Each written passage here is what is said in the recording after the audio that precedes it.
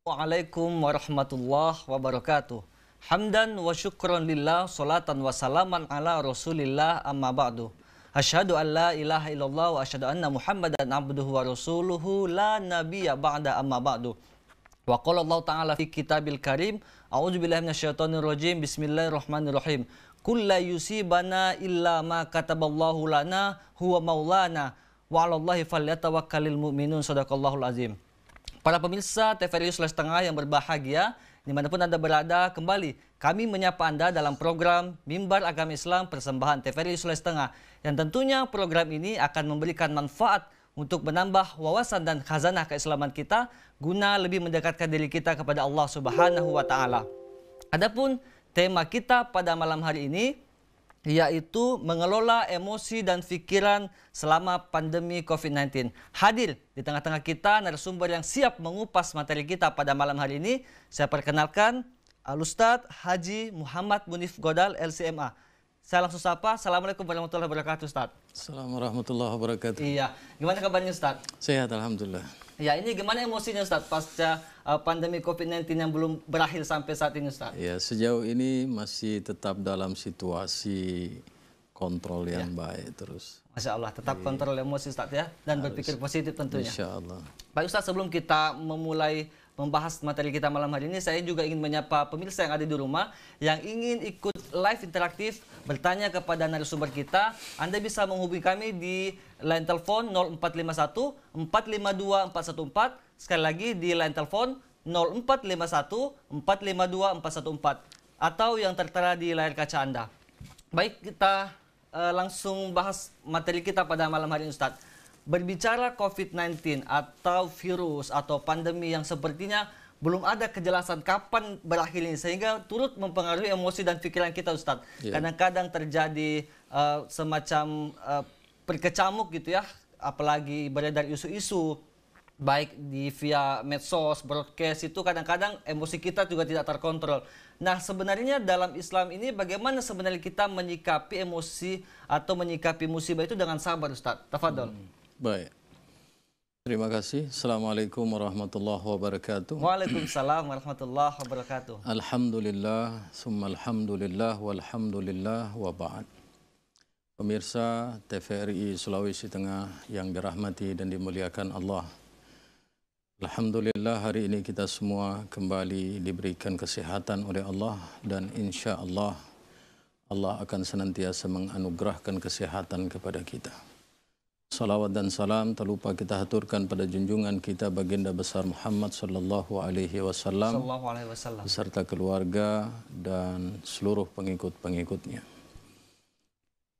Pemirsa yang dirahmati dan dimuliakan Allah, berbicara tentang emosi, kita terlebih dahulu menyimak satu penggalan dari firman Allah yang terdapat dalam surah Al-Imran 134.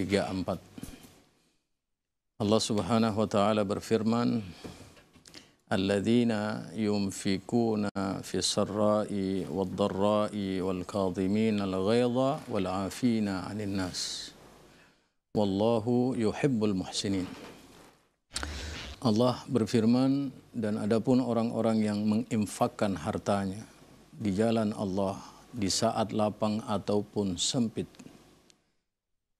kemudian mereka mampu menahan amarahnya, lalu kemudian menjadi orang yang memaafkan kesalahan saudaranya, ketahuilah bahwasanya orang-orang yang demikian adalah orang-orang yang amat dicintai oleh Allah Subhanahu wa taala karena mereka telah melakukan satu kebajikan. Rasulullah sallallahu alaihi wasallam bersabda, la taghdab walakal jannah. Jangan kau marah, maka Allah akan menganugerahkan kepadamu surga. Hadirin pemirsa TVRI yang dirahmati dan dimuliakan Allah Subhanahu wa taala, dari kedua nasihat yang disampaikan oleh Allah dan Rasul-Nya, kita dapat menarik satu kesimpulan bahwasanya menahan amarah adalah bagian hal yang dianjurkan oleh Allah. Dan ganjaran yang akan Allah berikan kepada orang yang mampu menahan amarahnya, maka tidak ada yang pantas untuk mereka kecuali surganya Allah. Kenapa sampai Rasulullah sallallahu alaihi wasallam dan Allah Subhanahu wa taala menganjurkan kita untuk menjaga agar tidak mudah terpancing oleh amarah? Karena banyak ungkapan-ungkapan yang disampaikan oleh para ulama kita maupun Rasulullah sallallahu alaihi wasallam bahwa sesungguhnya emosi itu tidak akan menjadikan satu solusi bagi orang-orang yang tengah dilanda oleh emosi tersebut. Yang ada justru kata para ulama, emosi atau amarah itu justru akan menghantarkan manusia pada kehancuran. Akan menjadikan manusia itu menjadi orang yang menyesal. Mari kita lihat bagaimana kisah yang disampaikan oleh beberapa sahabat Rasulullah sallallahu alaihi wasallam. Ketika Nabi merindukan Abu Bakar, Rasulullah sallallahu alaihi wasallam pun datang menghampiri beliau dan menjadi tamu dari Sayyidina Abu Bakar. Di saat itu Rasulullah sallallahu alaihi wasallam kemudian tengah berbincang-bincang dengan hangat. Lalu kemudian ada seorang Arab Badawi datang menghampiri mereka berdua, lalu mengarahkan pembicaraannya kepada Sayyidina Abu Bakar. Dengan lantang dia menyuarakan kata-kata yang amat menyakitkan hati dari Sayyidina Abu Bakar. Apa yang disikapi oleh Sayyidina Abu Bakar? Sayyidina Abu Bakar kemudian dengan tenang dan tidak menghiraukan cacian makian dari seorang Arab Badawi tadi. Lalu Rasulullah memberikan isyarat dengan senyuman. Rasulullah senyum kepada Abu Bakar dengan apa yang dilakukan olehnya. Kali yang kedua, Arab Badawi ini kemudian kembali mengutarakan kata-kata yang lebih dahsyat dan pedas dari yang pertama. Lalu kemudian disikapi oleh Sayyidina Abu Bakar dengan sikap yang sama. Rasulullah pun kembali tersenyum kepada Sayyidina Abu Bakar. Dan kali yang ketiga,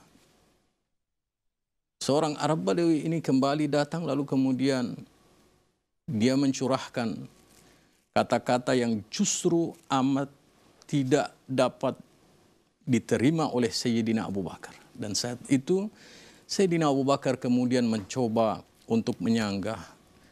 Tetapi karena sanggahan tersebut dibarengi dengan emosi dari Sayyidina Abu Bakar, lalu Rasulullah sallallahu alaihi wasallam pun berpaling darinya tanpa mengucapkan salam kepadanya. Dan saat itu Sayyidina Abu Bakar agak terperanjak, heran kenapa sampai Rasulullah kemudian tiba-tiba meninggalkan Sayyidina Abu Bakar tanpa mengucapkan salam kepadanya. Dan saat itu Sayyidina Abu Bakar kemudian datang kepada Rasulullah dan mengatakan, "Ya Rasulullah, jangan kau buat aku menjadi seorang yang bingung. Kenapa tiba-tiba engkau berpaling dari saya, meninggalkan saya, lalu kemudian keluar dari rumah saya tanpa mengucapkan salam?" Lalu Rasulullah SAW menjelaskan, "Tahukah engkau wahai Abu Bakar, pada saat di mana engkau mampu menahan emosimu, saat itu aku melihat begitu banyak malaikat yang datang menghampiri dirimu. Masya Allah. Itulah menyebabkan aku tersenyum kepadamu. Kali yang kedua, saat engkau mampu menahan amarahmu, aku melihat semakin banyak malaikat itu datang kepadamu. Dan ketika kali yang ketiga, engkau membalas amarah yang disampaikan oleh seorang Arab Badawi tadi, aku melihat malaikat-malaikat yang tadinya datang menghampiri dirimu semua meninggalkan engkau. Dan aku tidak akan mengucapkan salam di mana saat itu engkau tengah berada dalam dekapan dari iblis ataupun syaitan laknatullah alaih." Lalu saat itu Sayyidina Abu Bakar kemudian meratapi penyesalannya dan menyampaikan kepada Rasulullah SAW, "Ya Rasulullah, doakan saya menjadi orang yang istiqamah dalam menahan emosi dan menjadi orang yang bersabar dalam menyikapi emosi itu.